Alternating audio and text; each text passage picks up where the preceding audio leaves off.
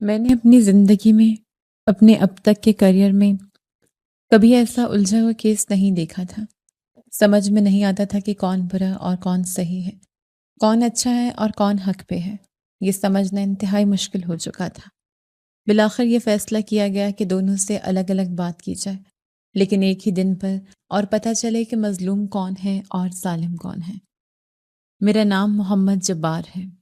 میں ایک پولیس افسر تھا اور اب عمر زیادہ ہونے کی وجہ سے مجھے انویسٹیگیشن ڈپارٹمنٹ میں لگوا دیا گیا تھا۔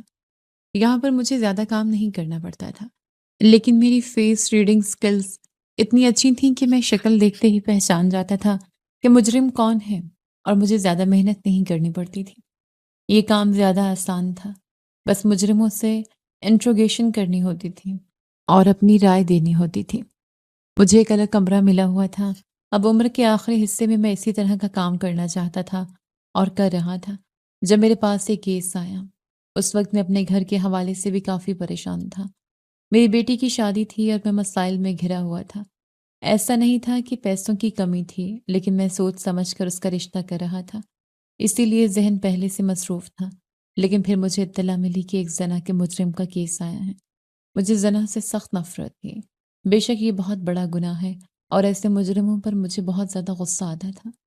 میں نے پوچھا کہ اب کون پکڑا گیا ہے، تو انہوں نے بتایا کہ ایک آدمی ہے جس نے بہت ہی فضول حرکت کی ہے۔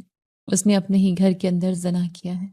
یہ سن کر میرا غصہ اور بڑھ گیا کہ اپنے ہی گھر کے کسی فرد کے ساتھ ایسا کرنا کتنی بڑی ذلت ہے۔ میں نے کہا کہ اسے میرے پاس لے کر آؤ۔ میں انٹروگیشن کمرے میں کرتا ہوں اور مجھے نہیں پتا کہ وہاں کون بیٹھا ہوا ہے۔ میں نے کچھ دیر بعد اس طرف چلنا شروع کیا۔ راستے میں چلتے ہوئے میرے قدم بھاری ہو رہے تھے اور دماغ میں کیس کی باتیں بار بار گونج رہی تھیں۔ عمارت کا لمبا اور خاموش کوریڈور میرے سامنے تھا، جس کے دونوں طرف سرکاری کمروں کے دروازے بند تھے۔ ہر دروازے کے پیچھے کسی نہ کسی کیس کی کہانی چھپی ہوئی تھی، لیکن اس وقت میرا پورا دھیان اسی ایک کیس پر تھا۔ میں نے خود کو ہمیشہ مضبوط رکھا تھا، لیکن ایسے کیس میرے غصے کو اور زیادہ بڑھا دیتے تھے۔ میرے ذہن میں بار بار یہی خیال آ رہا تھا کہ اپنے ہی گھر کے اندر ایسا جرم کرنا کتنی بڑی گراوٹ ہے۔ میں نے اپنی بیٹی کا چہرہ بھی یاد کیا اور دل میں ایک عجیب سی بے چینی پیدا ہو گئی۔ میری زندگی کا زیادہ حصہ مجرموں کو سمجھنے اور ان کے چہروں کو پڑھنے میں گزر گیا تھا، اس لیے میں بغیر زیادہ بات کیے بھی بہت کچھ سمجھ جاتا تھا۔ لیکن اس کیس میں جذبات زیادہ تھے اور پیشہ ورانہ سوچ کو قابو میں رکھنا مشکل لگ رہا تھا۔ میں کمرے کے قریب پہنچا تو دروازے کے باہر موجود سپاہی کھڑے تھے۔ انہوں نے مجھے دیکھ کر سیدھا ہو کر سلام کیا۔ میں نے صرف سر ہلایا اور اندر داخل ہونے کا اشارہ دیا۔ دروازہ کھلتے ہی اندر کی خاموشی نے مجھے مزید سنجیدہ کر دیا۔ انٹروگیشن روم کی روشنی مدھم تھی اور میز کے سامنے کرسی خالی رکھی تھی۔ میں نے ایک لمحے کے لیے گہرا سانس لیا اور اپنے آپ کو پرسکون کرنے کی کوشش کی۔ میرے ذہن میں یہی تھا کہ اب اس شخص کے چہرے سے حقیقت نکالنی ہے اور اس کے ہر لفظ کو غور سے سننا ہے۔ میں آہستہ آہستہ آگے بڑھا اور اسی کمرے میں داخل ہو گیا، اور جب میں نے اس مجرم کی طرف غور سے دیکھا تو میں حیران رہ گیا۔ توبہ توبہ کرنے لگا۔ زنا کے کیس میں آئے ہوئے مجرم کی اتنی زیادہ عمر، یہ تو کافی ضعیف آدمی لگتا تھا۔ میرے باپ کی عمر کا تھا، میرے سامنے ہی بیٹھا تھا۔ شکل نورانی، چہرے پر داڑھی، سر کے بال سفید، حلیہ مومنوں والا، سر جھکائے بیٹھا ہوا تھا۔ میں کچھ لمحے اسے دیکھتے رہا اور سمجھ ہی نہیں آ رہا تھا کہ یہ شخص اس قسم کے سنگین جرم میں کیسے ملوث ہو سکتا ہے۔ میرے اندر غصہ بھی تھا اور حیرت بھی تھی۔ میں نے اپنے آپ کو سنبھالا اور کرسی پر بیٹھ گیا۔ میں نے سخت لہجے میں کہا کہ بزرگوں، آپ نے اتنی گندی حرکت کیسے کر دی؟ کیا ہو گیا آپ کو؟ وہ خاموش رہا۔ اس نے میری طرف دیکھا بھی نہیں، جیسے وہ اندر سے ٹوٹا ہوا ہو۔ میں نے میز پر ہاتھ رکھا اور بولا، اس کمرے میں بولنا پڑے گا، چپ چپ رہنے سے کچھ نہیں ہوگا۔ میں نے دوبارہ فائل کھولی اور کاغذات کو غور سے دیکھنا شروع کر دیا۔ مجھے بتایا گیا تھا کہ اس نے گھر کے اندر ہی زنا کیا ہے، لیکن کس کے ساتھ، کیا یہ ابھی تک واضح نہیں تھا۔ جیسے ہی میں نے فائل کا ایک اور صفحہ پلٹا تو میری نظر ایک رپورٹ پر پڑی، اور اس میں درج نام دیکھ کر میں ایک لمحے کے لیے ساکت رہ گئی۔ میرے چہرے کے تاثرات بدل گئے اور میں نے بے اختیار سر اٹھا کر اس کی طرف دیکھا۔ میں نے کہا کہ بابا جی، میں بھول جاؤں گا کہ آپ کی عمر کتنی ہے، کیونکہ آپ اس وقت میرے سامنے صرف ایک مجرم کی حیثیت سے بیٹھے ہیں۔ مجھے اپنی ساری کہانی سنا دیں، اور مجھے امید ہے کہ آپ اپنی کہانی میں سچے ہوں، نہیں تو میرے لیے معاملات بہت مشکل ہو جائیں گے۔ میں نے کچھ لمحہ توقف کیا اور پھر کہا کہ آپ میرے باپ کی عمر کے ہیں۔ اس بار اس نے ہلکی سی سانس لی اور آہستہ سے بولا کہ میں آپ کو بتاتا ہوں کہ کہانی کیا ہے۔ اس نے کہا کہ میرے گھر میں صرف میں اور میری بیٹی سلمیٰ رہتے تھے۔ میری بیٹی بہت زیادہ خوبصورت تھی اور میری بیوی کی آخری نشانی بھی۔ جب میری بیوی اس دنیا سے گئی، اس وقت میری بیٹی صرف 15 سال کی تھی۔ میری بیوی نے کہا تھا کہ میری بیٹی کا خیال رکھنا۔ میری بیوی عمر میں مجھ سے کم تھی اور پہلے ہی سال میں اولاد ہو گئی تھی، اور شادی کے 16 سال بعد وہ مجھے چھوڑ کر جا رہی تھی۔ میں اپنی بیوی سے بہت زیادہ محبت کرتا تھا، اور اس طرح اپنی بیٹی سے بھی، کیونکہ وہ میری بیوی کی نشانی تھی۔ لیکن مجھے نہیں پتا تھا کہ اس کے جانے کے بعد سلمیٰ میرے لیے ایک امتحان بن جائے گی، کیونکہ میں نے سلمیٰ سے زیادہ ہی لاڈ کرنے شروع کر دیے تھے۔ ہر چیز پر ہاں کہنا شروع کر دیا تھا۔ ایسی بہت سی چیزیں تھیں جن کے لیے میری بیوی خود اس کو منع کرتی تھی اور کہتی تھی کہ ابھی نہیں، لیکن میں نے لاڈ میں آ کر اس کی ہر بات ماننی شروع کر دی کہ بیچارے کی ماں نہیں ہے۔ میں بھی انکار کروں گا تو وہ کہے گی کہ بابا بھی میرا خیال نہیں کرتا، لیکن وہی میری غلطی تھی، اور سب سے بڑی غلطی تب ہوئی جب میں نے اس کو ایک موبائل لے کر دے دیا۔ اس موبائل پر ہی وہ پورا دن مصروف رہنے لگے۔ وہ جوان ہو چکی تھی، اب گھر میں وہی ایک عورت تھی۔ اس کا کام بنتا تھا کہ وہ گھر کے کام کرے، لیکن وہ گھر کے کام بھی نہیں کرتی تھی۔ میں اپنے کام سے آتا، پھر گھر کے کام بھی کرتا، برتن دھوتا، کپڑے دھوتا، روٹی پکاتا، صفائیاں کرتا، اس کی پسند کی ڈشیں بنا کر اس کے سامنے رکھتا۔ وہ کھانا کھاتی اور پھر فون کی طرف دیکھتی ہوئی اٹھ کر کمرے میں چلی جاتی اور پورا دن کمرے میں ہی گزار دیتی تھی۔ مجھے پتا تھا کہ میری بیٹی بگڑ رہی ہے، لیکن میں کچھ نہیں کر پا رہا تھا۔ بابا جی نے یہاں تک اپنی کہانی سنائی، اور اسی دوران اچانک اذان کی آواز کمرے میں گونجنے لگی۔ فضا میں ایک سنجیدگی پھیل گئی اور وہ ایک لمحے کے لیے خاموش ہو گئے۔ پھر آہستہ سے بولی کہ میں نماز پڑھنا چاہتا ہوں۔ میں نے اس کی طرف دیکھ کر سخت لہجے میں کہا کہ ایک طرف آپ کے ایسے ایسے کام اور دوسری طرف آپ نماز پڑھنا چاہتے ہیں۔ اس نے بغیر گھبرائے جواب دیا کہ نماز پڑھنے سے تم لوگ مجھے روک نہیں سکتے۔ میں نے کہا کہ نماز تو میں نے بھی پڑھنی ہے، ہمیں بھی اسلام کا پاس ہے، آپ بھی پڑھ لیں۔ اور میں نے پولیس والوں سے کہا کہ نماز پڑھنے کے بعد میں دوبارہ آتا ہوں ذرا ان کے پاس۔ انہوں نے کہا ٹھیک ہے۔ نماز پڑھنے کے بعد میں دوبارہ بابا جی کے کمرے میں جا رہا تھا تاکہ آگے کی کہانی سن سکوں، جب مجھے میرے افسر نے بلایا۔ میں نے کہا جی سر، کیا بات ہے؟ انہوں نے کہا کہ اس کی بیٹی سے بھی انٹروگیشن کرنی ہے، کیونکہ اس نے اپنی بیٹی پر الزام لگایا ہے کہ وہ جھوٹ بول رہی ہے، اور اس کی بیٹی نے اس پر الزام لگایا ہے کہ یہ جھوٹ بولتا ہے۔ ہم نے سوچا کہ ایک ہی دن میں ایک ہی بندے سے دونوں کی انٹروگیشن کرائی جائے تاکہ زیادہ بہتر نتائج سامنے آ سکیں۔ میں نے کہا کہ کیا مطلب؟ انہوں نے کہا کہ اب تمہیں اس کے پاس بھی جانا ہوگا، تم باری باری دونوں کے پاس جاؤ، دونوں کی زندگی کی کہانی سنو، اور پھر آخر میں فیصلہ تم ہی کرو گے۔ تمہاری رپورٹ کی بہت اہمیت ہوگی۔ میں نے کہا کہ اس طرح تو میرا کافی وقت لگ جائے گا۔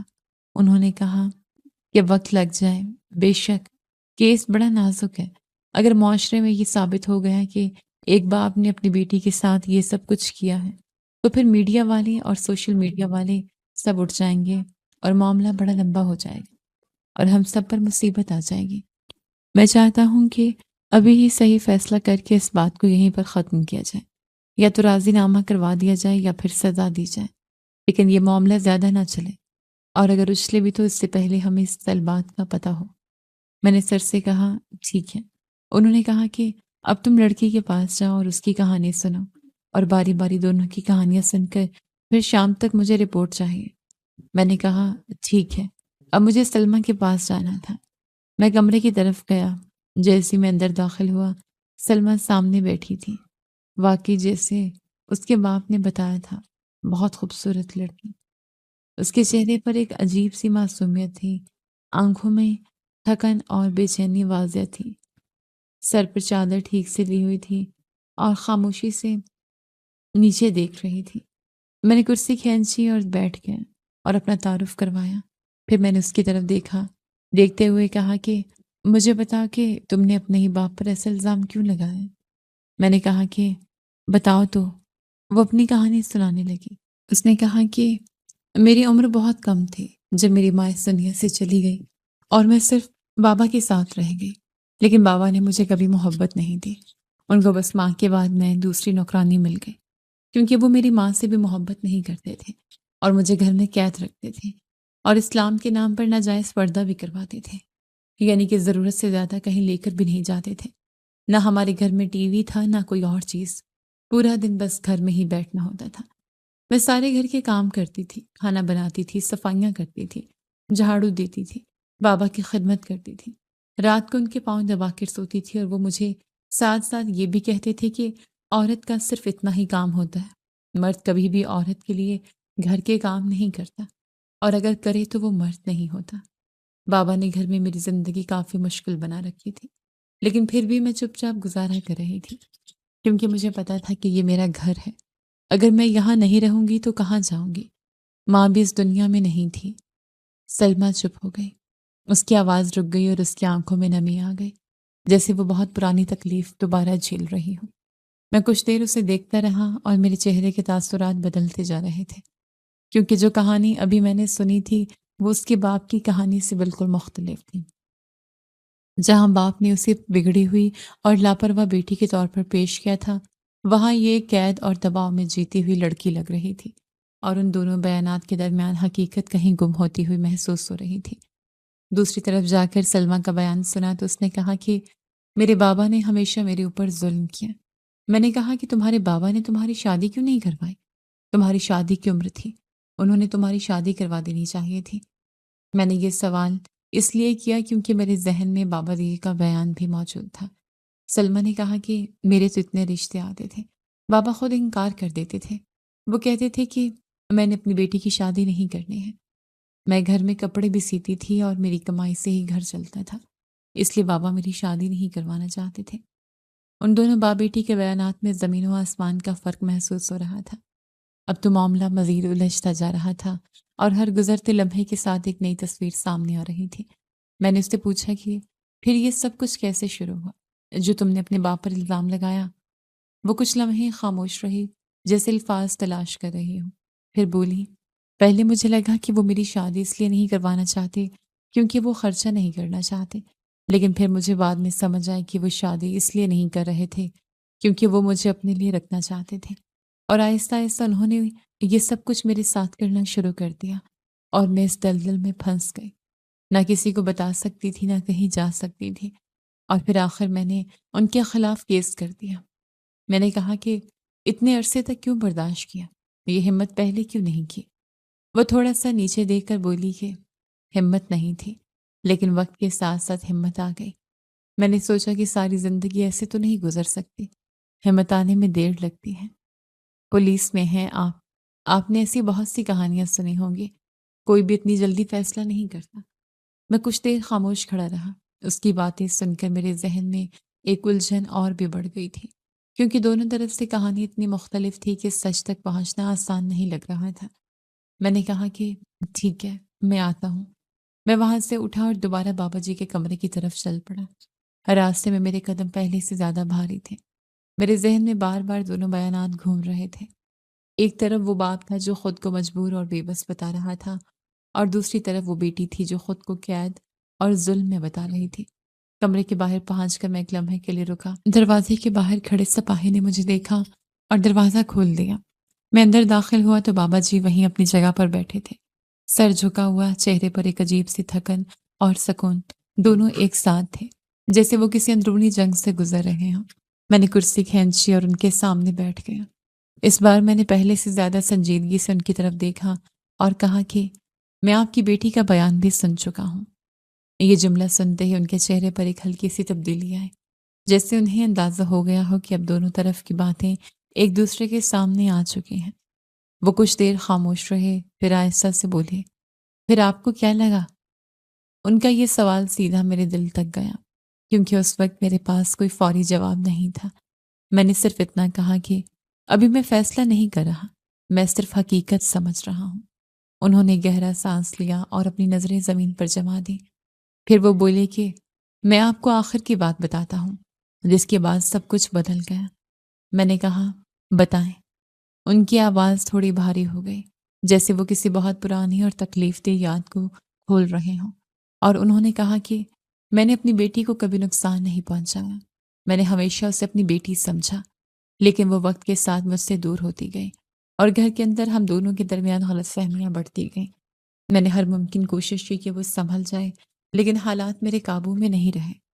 وہ رکے، پھر بولے کہ پھر ایک دن ایسا آیا جب اس نے مجھ پر وہ الزام لگایا جو میری پوری زندگی کو ہلا کر رکھ دینے والا تھا۔ ان کے الفاظ آہستہ آہستہ کمرے میں پھیل رہے تھے اور ماحول مزید سنجیدہ ہوتا جا رہا تھا۔ میں نے کہا کہ آپ نے اس الزام کے بعد کیا کیا؟ وہ تھوڑا سا سیدھا ہو کر بیٹھ گئے اور بولے کہ میں نے پہلے اس کو سمجھانے کی کوشش کی، پھر لوگوں کو بتایا کہ یہ غلط فہمی ہے، لیکن بات ہاتھ سے نکل چکی تھی۔ میں نے ان کی آنکھوں میں دیکھا اور پوچھا کہ پھر آپ عدالت تک کیوں گئے؟ وہ خاموش رہیں۔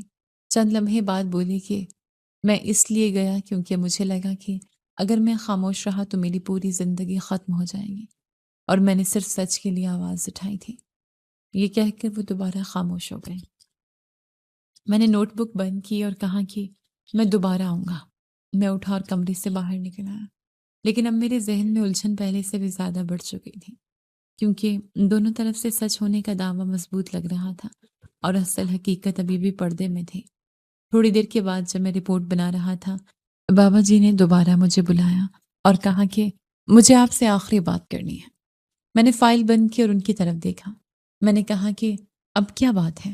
انہوں نے ایک لمحہ میری طرف دیکھا، پھر آہستہ سے بولے کہ اس لڑکی نے آپ کو یہ بتایا کہ یہ گھر میں مشین سے کپڑے سی کر گھر چلاتی تھی۔ آپ اس کو کہیں اگر اس نے ایک سلائی بھی آپ کو سیدھی لگا کر دے دی تو میں اپنا نام بدل لوں گا۔ پھر انہوں نے ذرا آواز میں سختی لاتے ہوئے کہا کہ اس نے آپ کو یہ بھی بتایا کہ یہ گھر کے کام کرتی تھی، کھانا بناتی تھی۔ آپ اس سے ایک ڈش کی ریسیپی پوچھیں، اگر اس نے بتا دی تو میں اپنا گناہ قبول کر لوں گا۔ ان کے چہرے پر اب غصہ بھی تھا اور بے بسی بھی۔ انہوں نے آگے کہا کہ اس نے آپ کو یہ بھی بتایا کہ اس کے لیے رشتے آتے تھے اور میں انکار کر دیتا تھا۔ ایک انسان کا گھر بتا دے جہاں میں نے رشتے سے انکار کیا ہو تو میں اپنا جرم قبول کر لوں گا۔ پھر وہ تھوڑا سا رک گئے اور بولے کہ وہ اپنی ہی بیٹی کے خلاف اس طرح کی باتیں کر رہی ہے۔ مجھے کچھ نہیں ملنے والا، میں چلا جاؤں گا جیل میں، باقی کی زندگی وہاں گزار دوں گا، کیونکہ جب اپنی ہی بیٹی اس طرح کا الزام لگا دے تو پیچھے کیا رہ جاتا ہے۔ ان کی آواز بھاری ہو گئی تھی اور آنکھوں میں نمی سی آ گئی تھی۔ پھر انہوں نے میری طرف دیکھ کر کہا کہ میں صرف آپ کی نظروں میں یہ ثابت کرنا چاہتا ہوں کہ میں مجرم نہیں ہوں۔ میں نے ان کی بات سن کر فائل میز پر رکھی اور سنجیدگی سے کہا کہ اگر آپ بے گناہ ہیں تو آپ کو سزا ہی نہیں ملے گی، سزا اس کو ملے گی جو مجرم ہوگا، لیکن یہ ساری باتیں عدالت میں ثابت کرنے سے کچھ نہیں ہوگا، مجھے کوئی پکا ثبوت چاہیے ہوگا۔ میں نے تھوڑا جھک کر ان کی طرف دیکھا اور کہا بابا جی، آپ ابھی بھی مجھ سے کچھ چھپا رہے ہیں، کوئی نہ کوئی ایسی بات ضرور ہے جو آپ نہیں بتا رہے۔ یہ سن کر وہ خاموش ہو گئے، ان کا سر جھکا ہوا تھا، ہاتھ ایک دوسرے میں جکڑے ہوئے تھے اور کمرے میں ایک لمبی خاموشی پھیل گئی تھی۔ میں ان کے سامنے بیٹھا انتظار کر رہا تھا کہ شاید وہ اب آخر کی بات بتا دیں۔ میں نے ان سے کہا کہ آپ اصل بات بتا دیں۔ وہ کافی دیر تک خاموش بیٹھے رہے، جیسے اندر ہی اندر کسی جنگ سے گزر رہے ہیں۔ پھر انہوں نے آہستہ سے سر اٹھایا اور میری طرف دیکھا۔ ان کی آنکھوں میں عجیب سی تھکن تھی۔ انہوں نے دھیمی آواز میں کہا ایک ہی بات ہے اور وہی بات ہو سکتی ہے۔ میں نے کہا کہ کیا بات؟ وہ بولے کہ میری بیٹی کا کسی کے ساتھ تعلق ہے، کسی کے ساتھ رشتہ ہے، اور جس کے ساتھ اس کا تعلق ہے وہ میری ہی عمر کا ایک مرد ہے، اس کا نام تصور ہے۔ میں چند لمحے خاموش رہا، پھر میں نے پوچھا کہ آپ نے اس آدمی کو دیکھا ہے؟ وہ کہنے لگے کہ میں نے اسے کبھی نہیں دیکھا، لیکن میں نے اسے فون پر باتیں کرتے ہوئے سنا ہے، اور وہی اس کو ورغلا رہا ہے، کیونکہ میں کبھی بھی اس کی شادی اتنی بڑی عمر کے مرد سے نہیں کروں گا۔ یہ کہتے ان کی آواز میں تکلیف صاف محسوس ہو رہی تھی۔ وہ بولی کہ میں کئی بار کمرے کے باہر کھڑا ہو کر ان کی باتیں سنتا رہا ہوں۔ یہ اسے فون پر ہنس ہنس کر باتیں کرتی تھی، اور لڑکی جس انداز میں بات کر رہی ہو اس سے اندازہ ہو جاتا ہے کہ دوسری طرف کون ہے اور اس کی عمر کیا ہے۔ پھر انہوں نے اپنی انگلی میز پر مارتے ہوئے کہا کہ اس کی باتوں سے مجھے اندازہ ہو گیا تھا کہ وہ آدمی میری ہی عمر کا ہے۔ میں خاموشی سے انہیں سنتا رہا۔ کمرے میں پنکھے کی آواز گونج رہی تھی اور باہر پولیس اسٹیشن کی ہلکی ہلکی آوازیں آ رہی تھیں، لیکن اس وقت میری پوری توجہ صرف بابا جی کی باتوں پر تھی۔ وہ بولی کہ یہ مجھ پر الزام لگا کر مجھے راستے سے ہٹانا چاہتی ہے اور پھر میرے ہی گھر میں اس بوڑھے آدمی کے ساتھ شادی کر کے رہنا چاہتی ہے۔ میں نے فوراً کہا کہ پھر آپ نے یہ بات پہلے کیوں نہیں بتائی؟ وہ ایک لمحے کے لیے خاموش ہوئے، پھر آہستہ سے بولے کہ اپنی ہی بیٹی پر الزام کیسے لگا تھا؟ ان کے لہجے میں دکھ تھا اور آنکھیں جھکی ہوئی تھیں، جیسے وہ واقعی اس بات سے ٹوٹ چکے ہوں۔ میں نے کہا کہ اس نے آپ پر اتنا بڑا الزام لگا دیا، آپ اس پر الزام نہیں لگا سکتے تھے، اور آپ کے بقول اگر یہ الزام نہیں ہے تو سچ ہے۔ میں نے کچھ لمحے سوچنے کے بعد کہا کہ مجھے بھی ایسے ہی لگ رہا ہے کہ اسی طرح کی کوئی بات ہے۔ وہ لڑکی جھوٹ بول رہی ہے، اس کی شکل سے لگ رہا ہے۔ بابا جی نے فوراً میری طرف دیکھا، پھر دھیمی آواز میں بولے کہ اس نے الزام لگا دیا، وہ تو بیٹی ہے، میں الزام کیسے لگاتا؟ میں تو باپ ہوں۔ یہ کہتے ہوئے ان کی آنکھوں میں پانی آ گیا۔ وہ سر جھکا کر بیٹھ گئے اور میں انہیں دیکھتا رہا۔ اس وقت پہلی بار مجھے لگا کہ شاید یہ شخص واقعی بے قصور ہے۔ ان کے چہرے پر وہ گھبراہٹ نہیں تھی جو عام مجرموں میں ہوتی ہے، بلکہ ایک ٹوٹے ہوئے باپ کی بے بسی تھی۔ میں نے اپنی پوری زندگی میں سینکڑوں مجرم دیکھے تھے اور چہرے پڑھنے میں کبھی غلطی نہیں کی، اس لیے اب میرے دل میں یہ یقین پیدا ہونے لگا تھا کہ بابا جی بالکل صحیح کہہ رہے ہیں اور لڑکی ہی غلط ہے۔ میں نے رپورٹ تیار کر لی تھی اور جو بابا جی نے بتایا تھا وہ سب کچھ میں نے اس رپورٹ میں شامل کر لیا تھا۔ اس کے ساتھ میں نے سلمیٰ کے بیان کے نوٹس بھی الگ سے رکھے تھے اور دونوں بیانات کو آمنے سامنے رکھ کر یہ نکتہ باریک بینی سے لکھا تھا تاکہ کوئی چیز رہ نہ جائے۔ میں نے لڑکی سے پہلے ہی کچھ بنیادی سوالات کیے تھے۔ میں نے اس سے پوچھا تھا کہ مجھے دال بنانے کی ریسیپی بتا دے۔ وہ اس سوال پر ہچکچائی اور صاف جواب نہ دے سکی۔ اس نے بات گھما دی۔ پھر میں نے اس سے ایک اور عملی سوال کیا۔ میں نے کہا کہ تمہیں کپڑے سینے آتے ہیں تو مجھے اس کاغذ کو کاٹ کر دکھاؤ کہ قمیص کی کٹنگ کیسے کرتے ہیں۔ وہ اس میں بھی واضح جواب نہ دے سکی اور نہ ہی کوئی عملی طریقہ دکھا پائی۔ یہیں سے مجھے اس کے بیان میں پہلا تضاد محسوس ہوا، لیکن میں نے فوراً کوئی حتمی رائے نہیں دی تھی کیونکہ صرف 2 سوالوں سے مکمل تصویر بنانا ممکن نہیں تھا۔ اب ہماری ٹیم بیٹھ چکی تھی اور رپورٹ میرے سامنے تھی۔ مجرموں کو ساتھ بٹھانے کی ضرورت نہیں تھی، اس لیے ہم الگ کمرے میں بیٹھ کر اس پورے کیس پر تفصیلی بحث کر رہے تھے۔ یہ ایک پروفیشنل انویسٹیگیشن میٹنگ تھی جس میں ہر شخص کی رائے اہم تھی۔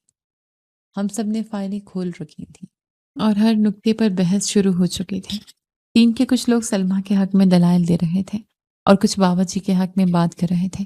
یہ بحث اس انداز سے ہوتی ہے کہ آدھے لوگ جان بوجھ کر ایک پارٹی کا ساتھ دیتے ہیں چاہے ان کے دل میں شک ہی کیوں نہ ہو، تاکہ ہر زاویہ سامنے آ سکے، اور آدھے لوگ دوسری پارٹی کی طرف سے بولتے ہیں تاکہ سوالات اور تضادات سامنے آئیں۔ جو لوگ سلمیٰ کی طرف تھے وہ کہہ رہے تھے کہ یہ کیسے ممکن ہے کہ ایک باپ ہو اور وہ اپنی بیٹی کے ساتھ ہی کام کرے، کھانا بھی پکا کر دے اور گھر بھی چلائے۔ ان کا کہنا تھا کہ اگر واقعی وہ اتنا سخت تھا تو وہ اس سے پہلے ہی کہہ دیتا کہ تم کھانا کیوں نہیں پکاتی، تم گھر کیوں نہیں سنبھالتی۔ وہ بار بار یہی کہہ رہے تھے کہ یہ سب باتیں جھوٹ پر مبنی لگتی ہیں۔ دوسری طرف جو بابا جی کے ساتھ تھے وہ کہہ رہے تھے کہ یہ کیسے ممکن ہے کہ ایک لڑکی کہہ رہی ہو کہ وہ پورے گھر کے کام کرتی تھی لیکن اسے ایک عام سی دال بنانے کی ریسیپی بھی نہیں آتی۔ ان کا کہنا تھا کہ دال بنانا تو بنیادی چیز ہے جو ہر عام گھر کی عورت کو آتی ہے، اس میں کوئی پیچیدہ بات نہیں۔ ان کے مطابق سلمیٰ کے بیانات میں عملی تضاد واضح تھا۔ اسی دوران ایک اور افسر نے سوال اٹھایا کہ اگر یہ لڑکی اتنی خوبصورت ہے اور اس کے لیے اتنے رشتے آئے تھے تو یہ کیسے ممکن ہے کہ وہ اتنے سارے رشتے آسانی سے رد کرتی رہیں۔ اس نے کہا کہ یا تو بابا جی جھوٹ بول رہے ہیں اور رشتے آئے ہی نہیں، یا پھر لڑکی سچ نہیں بول رہی۔ اس کے جواب میں دوسری طرف سے فوراً کہا گیا کہ یہ بھی تو ممکن نہیں کہ اتنے رشتے آئیں اور باپ ہر بار انہیں خود ریجیکٹ کرتا رہے۔ انہوں نے کہا کہ اگر وہ واقعی شادی نہیں کروانا چاہتا تھا تو پھر اس کے پیچھے کوئی اور وجہ ہونی چاہیے۔ پھر ایک اور افسر نے کہا کہ اگر لڑکی واقعی اتنا ظلم برداشت کر رہی تھی تو اچانک اس میں ہمت کیسے آ گئی؟ اس نے سوال اٹھایا کہ اگر اتنا عرصہ خاموش رہی تو پھر ایک دم سے کیس کرنے کا فیصلہ کیوں کیا گیا؟ کمرے میں ایک ہلکی سی خاموشی چھا گئی کیونکہ یہ سوال واقعی اہم تھا۔ ایک اور افسر نے جذباتی انداز میں کہا کہ یہ بات بھی سمجھ سے باہر ہے کہ ایک سگا باپ اپنے ہی بیٹی کے ساتھ اس طرح کا کام کیسے کر سکتا ہے۔ اس کے الفاظ کے بعد ماحول مزید سنجیدہ ہو گیا۔ ہر شخص اپنے اپنے زاویے سے بات کر رہا تھا۔ کوئی کہہ رہا تھا کہ باپ بے قصور ہے اور بیٹی جھوٹ بول رہی ہے۔ کوئی کہہ رہا تھا کہ بیٹی مظلوم ہے اور باپ اصل میں قصوروار ہے۔ اور کچھ لوگ خاموش تھے جو صرف دونوں فائلوں کو دیکھ رہے تھے۔ ہر طرف دلیلیں تھیں، سوال تھے اور تضاد تھا۔ کمرے میں بحث بڑھتی جا رہی تھی اور آوازیں ایک دوسرے میں گڑبڑ ہو رہی تھیں۔ میں اپنی کرسی پر بیٹھا سب کچھ سن رہا تھا۔ میرے سامنے دونوں بیانات تھے اور دونوں ہی اپنی جگہ مضبوط بھی لگ رہے تھے اور مشکوک بھی۔ میں نے ایک ایک نقطہ ذہن میں دہرانا شروع کیا۔ بابا جی کا انداز ٹوٹا ہوا تھا لیکن منظم تھا۔ سلمہ کا انداز جذباتی تھا لیکن اس میں کئی سوال تھے۔ ہر شخص اپنی جگہ درست بھی لگ رہا تھا اور غلط بھی۔ بحث کے دوران کسی نے کہا کہ اگر یہ اتنا مضبوط کیس ہے تو پھر اصل حقیقت کہاں ہے؟ کمرے میں ایک لمحے کے لیے مکمل خاموشی ہو گئی۔ پھر سب کی نظریں میری طرف اٹھ گئیں کیونکہ آخر میں فیصلہ مجھے ہی دینا تھا۔ میں نے گہری سانس لی اور اپنی رپورٹ کو بند کر دیا۔ میں نے کہا کہ ابھی میں آخری نتیجہ سب کے سامنے رکھوں گا، لیکن اس سے پہلے ایک بات واضح کرنا ضروری ہے۔ اور سب لوگ میری طرف غور سے دیکھنے لگے کہ اب میں کیا کہنے والا ہوں۔ میں نے کہا کہ ان دونوں کی کہانی کافی الجھ گئی ہے۔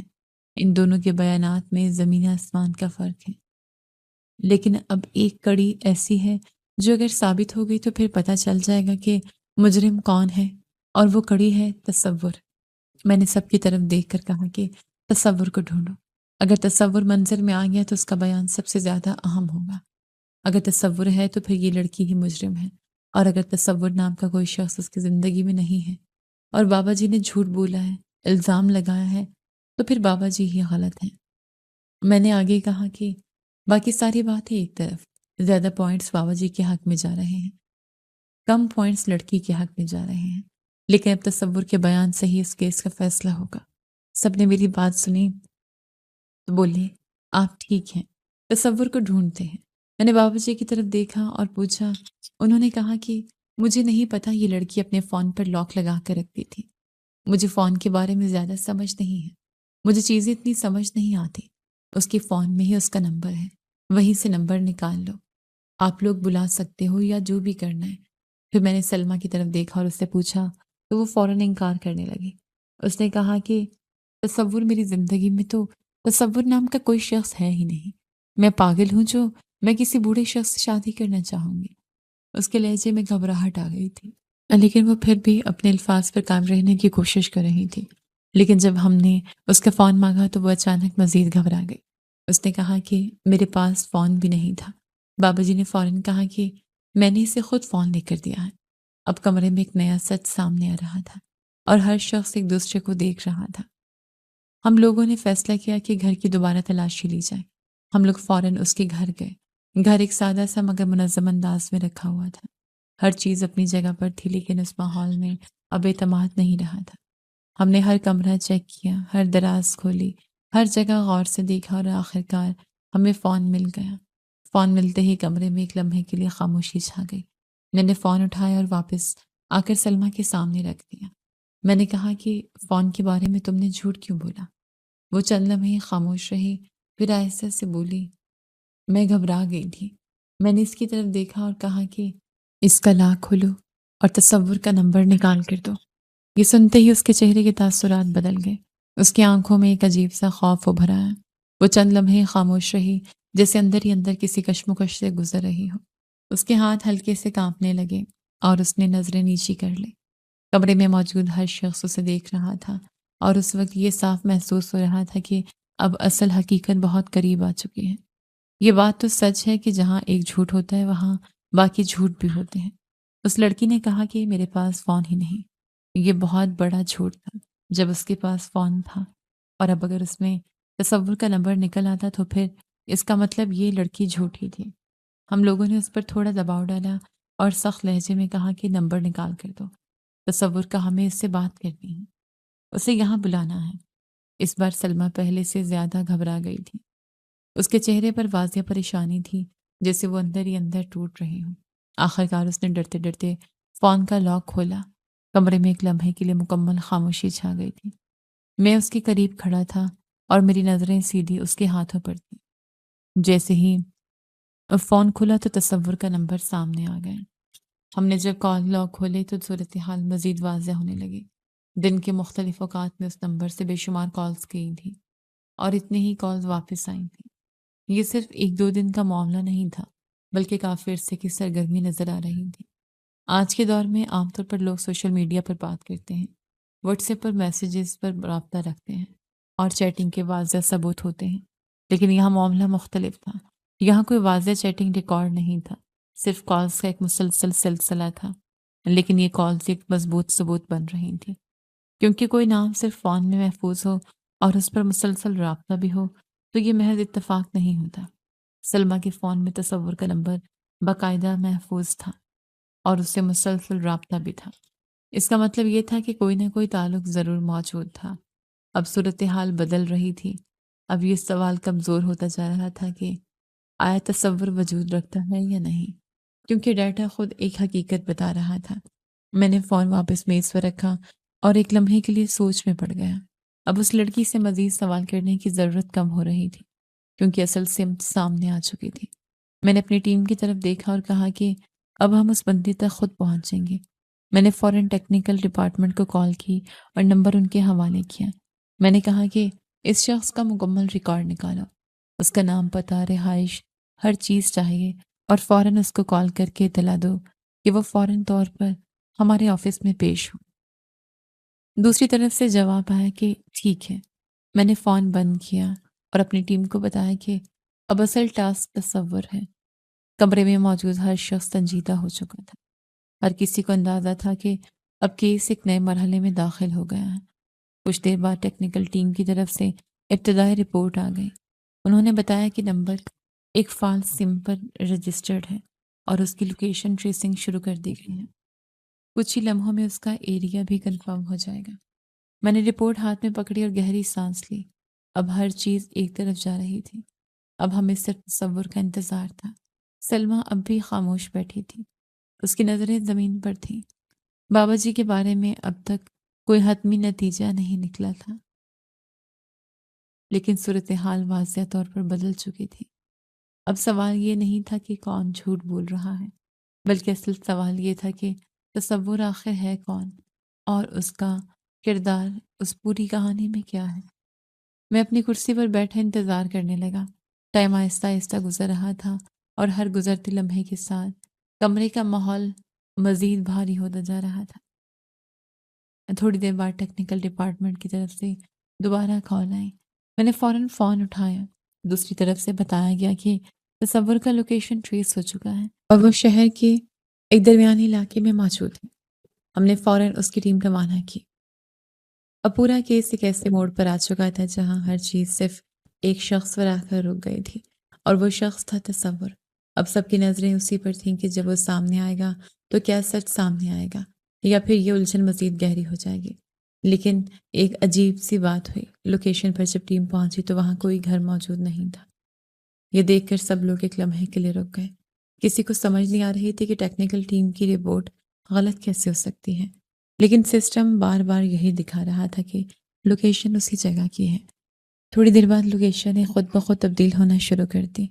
اب جب دوبارہ ٹریک کیا گیا تو وہ لوکیشن سیدھا بابا جی کے گھر کی طرف آ رہی تھی۔ ہم سب ایک دوسرے کو دیکھنے لگے۔ میں نے فوراً صورتحال کو جوڑا اور کہا یہ بہت واضح ہے، چونکہ سلمیٰ بھی اسی گھر میں ہے اور بابا جی بھی وہی ہیں، اس لیے ممکن ہے وہ شخص بھی وہیں موجود ہو، یا پھر اس کے اس گھر سے کوئی نہ کوئی رابطہ ضرور ہے۔ اب فیصلہ کیا گیا کہ فوراً اسی گھر کی طرف جانا ہوگا۔ ہم نے تیاری شروع کی۔ اسی دوران سلمیٰ کو بھی یہ بات پتہ چل گئی کہ ہم لوگ دوبارہ اس کے گھر جا رہے ہیں۔ اس نے فوراً کہا کہ میں بھی ساتھ جاؤں گی۔ میں نے اس کی طرف دیکھ کر کہا کہ کیوں ساتھ جانا ہے، ہم خود بات کر لیں گے، تمہیں جانے کی ضرورت نہیں ہے۔ وہ گھبرا کر بولی کہ آپ کیوں نہیں سمجھ رہے، وہ میرے بغیر آپ سے بات نہیں کرے گا۔ میں نے کہا کہ اگر وہ وہاں ملا تو ہم خود اس سے بات کر لیں گے، تمہیں ساتھ لے جانے کی ضرورت نہیں ہے۔ لیکن وہ ضد کرنے لگی۔ اس نے کہا کہ اگر میں ساتھ نہ گئی تو وہ بات ہی نہیں کرے گا اور بولے گا بھی نہیں۔ اس کے لہجے میں ایک عجیب سا یقین تھا، جیسے وہ کسی بات پر مکمل اعتماد رکھتی ہو۔ میں نے ایک لمحے کے لیے سوچا اگر واقعی وہ شخص اتنا اہم ہے تو پھر موقع ضائع نہیں کرنا چاہیے۔ میں نے کہا کہ ٹھیک ہے، تم ساتھ چلو گی۔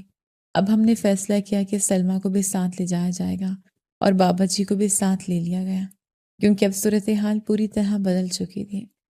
تھوڑی دیر بعد ہم سب اسی گھر کے باہر پہنچ گئے۔ دروازہ پہلے سے کھلا ہوا تھا۔ یہ دیکھ کر ہم سب محتاط ہو گئے۔ میں نے ان سپاہیوں کو اشارہ کیا اور آہستہ آہستہ اندر داخل ہونے کا کہا۔ گھر کے اندر ایک عجیب سا سکون تھا، لیکن وہ سکون نارمل نہیں لگ رہا تھا۔ ہر کمرہ خاموش تھا، کوئی آواز نہیں آ رہی تھی۔ ہم نے ایک ایک کمرہ چیک کرنا شروع کیا، لیکن حیرت کی بات یہ تھی کہ پورے گھر میں کوئی بھی موجود نہیں تھا، نہ کوئی شخص، نہ کوئی حرکت۔ لیکن ٹیکنیکل سسٹم اب بھی یہی دکھا رہا تھا کہ لوکیشن اسی جگہ کی ہے۔ یہ بات ہمیں مزید الجھا رہی تھی۔ میں نے دوبارہ پورے گھر کا جائزہ لیا۔ ہر جگہ خالی تھی۔ کچن بھی خالی تھا، بیڈ روم بھی خالی تھا۔ لیکن پھر اچانک ایک سپاہی نے کچھ محسوس کیا۔ اس نے آہستہ سے ایک الماری کھولی، اور جیسے ہی الماری کھلی ہم سب کی نظر اس کے اندر گئی۔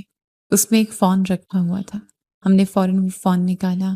فون کو آن کیا گیا تو اس میں ایک سم موجود تھی، اور جب ہم نے نمبر چیک کیا تو وہی نمبر تھا جس سے تصور کی تمام کالز آ رہی تھیں۔ اب پورا معاملہ ایک نئے موڑ پر آ گیا تھا۔ اس کا مطلب یہ تھا کہ جو لوکیشن ہم دیکھ رہے تھے وہ کسی انسان کی نہیں بلکہ اس فون کی تھی۔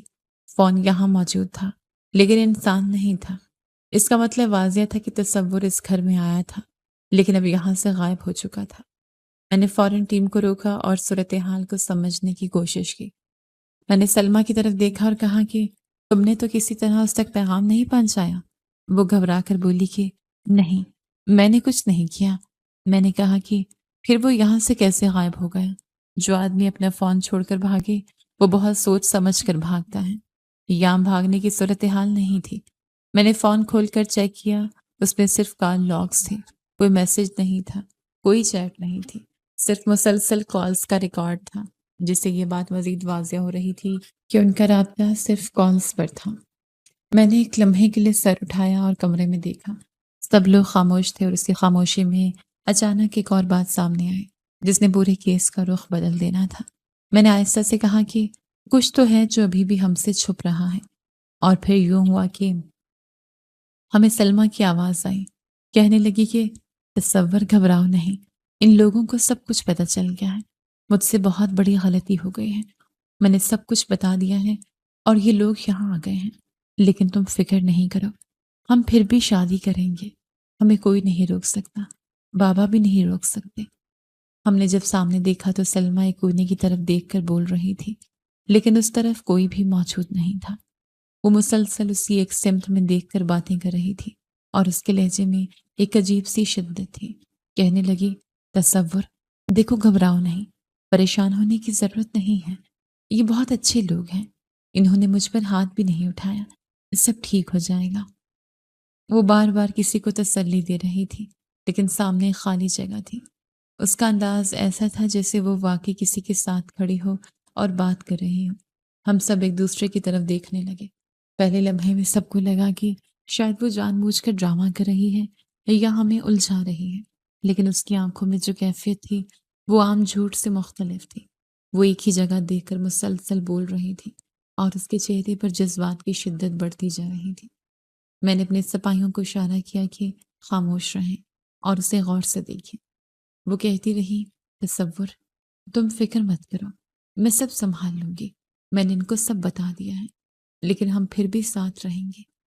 اسی لمحے ٹیکنیکل ٹیم کا ایک بندہ تیزی سے میری طرف آیا۔ اس کے چہرے پر سنجیدگی تھی۔ اس نے کہا، سر ادھر آئے، ایک بہت بڑا انکشاف ہوا ہے۔ میں فوراً اس کے ساتھ چل پڑا۔ اس نے ایک طرف لے جا کر کہا، سر، یہ دونوں نمبر تو اسی لڑکی کے نام پر ہیں اور یہ دونوں فون اسی کے ہیں۔ میں نے اس کی طرف دیکھا اور کہا کہ صاف صاف بتاؤ کیا ہو رہا ہے۔ اس نے کہا، سر، یہ خود ہی ایک دوسرے نمبر سے خود کو کال کرتی ہے اور پھر دونوں طرف سے خود ہی باتیں کرتی ہے۔ میں نے کہا، مطلب؟ اس نے فون کا ریکارڈ دکھاتے ہوئے کہا کہ کال ریکارڈنگ میں صرف اس کی آواز آ رہی ہے، کسی دوسرے بندے کی آواز نہیں ہے۔ یہ خود ہی سوال کرتی ہے، خود ہی جواب دیتی ہے۔ یہ سن کر میرے اندر ایک جھٹکا سا لگا۔ میں نے دوبارہ سلمیٰ کی طرف دیکھا جو ابھی بھی ایک کونے کی طرف دیکھ کر کسی نامعلوم شخص سے بات کر رہی تھی۔ اب تصویر واضح ہونا شروع ہو رہی تھی اور حقیقت آہستہ آہستہ سامنے آ رہی تھی۔ میں ایک لمحے کے لیے خاموش ہو گیا، پھر میں نے آہستہ سے کہا کہ اب سمجھ آیا کہ یہ کیس کس طرف جا رہا ہے۔ میں نے ٹیکنیکل بندے سے کہا کہ تمام ریکارڈ محفوظ کرو اور مکمل رپورٹ تیار کرو۔ پھر میں واپس کمرے کی طرف آیا۔ سلمیٰ ابھی بھی اسی کیفیت میں تھی۔ وہ کہہ رہی تھی کہ تصور، گھبراؤ نہیں، سب ٹھیک ہو جائے گا۔ اب اس کی آواز پہلے سے زیادہ تیز ہو چکی تھی، جیسے وہ کسی شدید ذہنی دباؤ میں ہو۔ میں نے ہاتھ اٹھا کر سب کو خاموش رہنے کا اشارہ کیا اور آہستہ آہستہ اس کے قریب گیا۔ میں نے نرم لہجے میں کہا، سلمیٰ، یہاں کوئی نہیں ہے، تم کس سے بات کر رہی ہو؟ وہ فوراً پلٹی اور بولی کہ آپ لوگ اسے نہیں دیکھ سکتے، وہ یہاں ہے، وہ میرے ساتھ ہے۔ اس کے چہرے پر خوف بھی تھا اور ضد بھی۔ میں نے دوبارہ کہا کہ یہاں تمہارے علاوہ کوئی نہیں ہے۔ یہ سن کر اس کی آنکھوں میں ایک لمحے کے لیے غصہ آیا، پھر وہ زور سے بولی کہ نہیں، تم جھوٹ بول رہے ہو، وہ یہاں ہے۔ اسی لمحے ٹیکنیکل ٹیم کی رپورٹ میرے ہاتھ میں آ چکی تھی۔ میں نے رپورٹ کھولی اور چند سیکنڈ تک خاموش رہا، پھر میں نے سب کی طرف دیکھا اور ایک گہری سانس لی۔ میں نے کہا کہ یہ کیس کسی عام جھوٹ یا الزام کا نہیں ہے، یہاں معاملہ ایک اور ہی سمت میں جا رہا ہے۔ میں نے آہستہ سے کہا کہ سلمیٰ دو مختلف فون استعمال کر رہی تھی اور وہ دونوں طرف سے خود ہی بات کرتی تھی۔ اس نے ایک خیالی شخصیت بنا رکھی تھی جس کا نام تصور تھا۔ کمرے میں مکمل خاموشی چھا گئی۔ کسی کو یقین نہیں آ رہا تھا سلمیٰ اب بھی کسی کونے کی طرف دیکھ کر بات کر رہی تھی۔ تصور، تم گھبراؤ نہیں، ہم ساتھ رہیں گے۔ لیکن اب اس کی آواز میں ایک ٹوٹا ہوا پن بھی شامل ہو چکا تھا۔ میں نے آہستہ سے کہا کہ اس کے دماغ میں ایک بیماری ہے، ٹیکنیکل رپورٹ اور میڈیکل کنفرمیشن دونوں یہی بتا رہے ہیں کہ یہ ایک ذہنی کیفیت ہے جس میں وہ خود ایک وجود بنا کر اس سے بات کرتی رہی ہے، جس کا نام تصور ہے۔ کمرے میں موجود ہر شخص خاموش تھا۔ یہ سن کر بابا جی اچانک پیچھے ہٹ گئے۔ ان کے چہرے پر ایک جھٹکا سا آیا۔ وہ چند لمحے کچھ نہ بول سکے، پھر آہستہ سے بولی کہ میری بیٹی ایسا کیوں کرے گی؟ ان کی آواز میں دکھ تھا اور بے بسی تھی۔ میں نے کہا کہ یہ جان بوجھ کر نہیں ہے، یہ ایک ذہنی بیماری ہے۔ یہ سن کر بابا جی کی آنکھیں بھر آئیں۔ وہ کرسی پر بیٹھ کے جیسے ان کے پاؤں سے طاقت نکل گئی ہو۔ وہ بولے کہ میں نے اسے کبھی سمجھا ہی نہیں، میں نے صرف اس کی باتیں سنی تھی، میں نے کبھی سوچا بھی نہیں تھا کہ وہ اندر سے اس حالت میں ہو سکتی ہے۔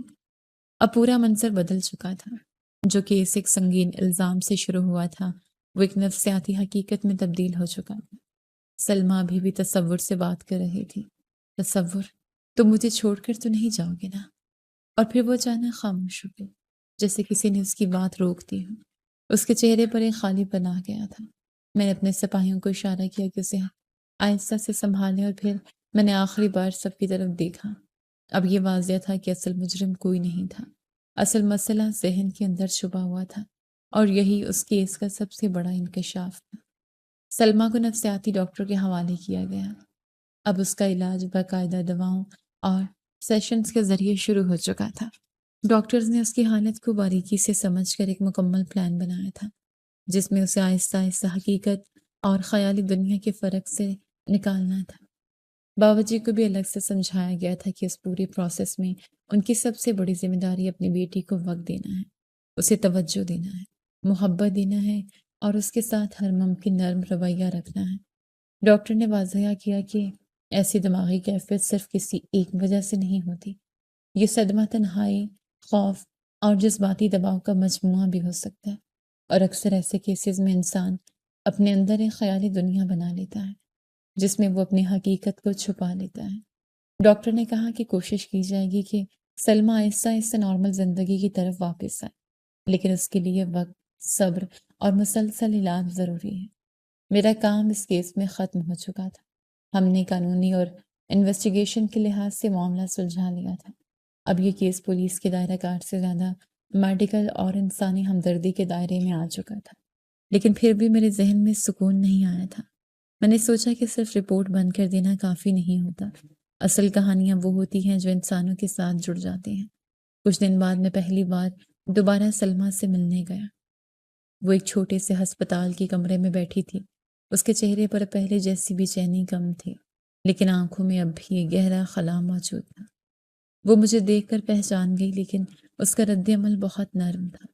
جیسے وہ کسی دھن سے باہر آ رہی ہوں۔ میں نے اس سے زیادہ بات نہیں کی، بس اس کے پاس بیٹھ گیا۔ وہ کبھی کبھی خاموش ہو جاتی اور کبھی آہستہ سے کچھ یاد کرنے کی کوشش کرتی۔ ڈاکٹر نے بتایا کہ یہ نارمل پروگریس ہے، اسے وقت لگے گا لیکن بہتری کے امکانات موجود ہیں۔ میں نے بابا جی سے بھی ملاقات کی۔ وہ پہلے سے زیادہ خاموش اور افسردہ تھے۔ ان کی آنکھوں میں ایک باپ کا دکھ صاف نظر آتا تھا۔ انہوں نے کہا کہ میں نے شاید اپنی بیٹی کو سمجھنے میں بہت دیر کر دی۔ میں نے انہیں تسلی دی اور کہا کہ اب وقت ہے کہ آپ اس کے ساتھ کھڑے رہیں۔ وہ صرف سر ہلاتے رہے۔ میں نے ان کی مالی مدد کرنے کی بھی کوشش کی کیونکہ ان کی حالت بھی زیادہ اچھی نہیں تھی۔ ایک کیس ختم ہونے کے بعد اکثر اصل زندگی شروع ہوتی ہے، جہاں صرف قانون نہیں ہوتا بلکہ انسان ہوتے ہیں، ان کے دکھ ہوتے ہیں اور ان کی ضرورتیں ہوتی ہیں۔ میں نے ان کے لیے جو ممکن تھا کیا، کبھی دواؤں کے اخراجات میں مدد، کبھی ڈاکٹر کی فیس میں تعاون اور کبھی صرف ایک حوصلہ دینے والی بات۔ وقت کے ساتھ ساتھ سلمیٰ کی حالت میں آہستہ آہستہ بہتری آنا شروع ہوئی۔ وہ اب بعض اوقات حقیقت کو زیادہ بہتر سمجھنے لگی تھی، لیکن ابھی بھی مکمل طور پر نارمل نہیں ہوئی تھی۔ ڈاکٹر نے کہا کہ یہ ایک لمبا سفر ہے اور اس میں اتار چڑھاؤ آتے رہیں گے۔ کبھی بہتری آئے گی، کبھی دوبارہ پرانی کیفیت لوٹ سکتی ہے، لیکن امید ہمیشہ باقی رہے گی۔ میں اکثر سوچتا ہوں کہ اس کیس نے مجھے یہ سکھایا کہ ہر جرم کے پیچھے ہمیشہ وہ کہانی نہیں ہوتی جو سامنے نظر آتی ہے۔ کبھی کبھی اصل جنگ انسان کے اندر ہوتی ہے اور ہم باہر صرف اس کے اثرات دیکھ رہے ہوتے ہیں۔